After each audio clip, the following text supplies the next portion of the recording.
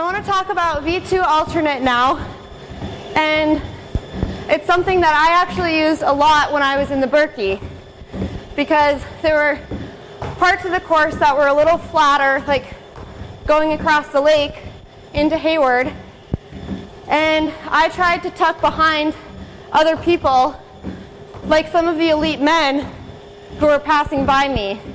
And I knew that if I could tuck behind them and draft off of them, that they'd have to work a lot harder to V2 when I could just V2 alternate right behind them.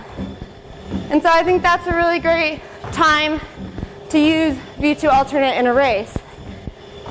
Another important thing to think about, though, is if you're using a lot of V2 alternate, like say across the lake in any marathon race, then you're only doing it to one side, and your body is going to get pretty tired of just doing it to one side.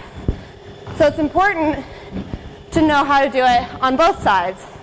And you want to practice that when you're skiing around, because for a lot of people, it feels really uncomfortable, and they don't quite know how to balance that.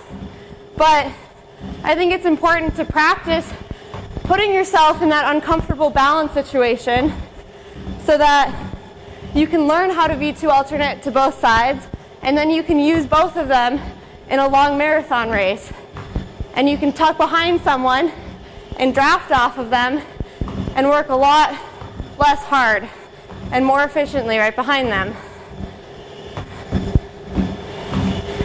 If you're coming down a big hill and you've got a lot of speed, and you might come down the hill with so much speed that you start to tuck skate, and then you don't want to quite get into a V2 yet because you're going too fast for it. So instead you go from a tuck skate to a V2 alternate, and then once there's been enough flat in front of you, then you can start to V2. And I think that's a really important transition for a lot of skiers to learn how to do while racing.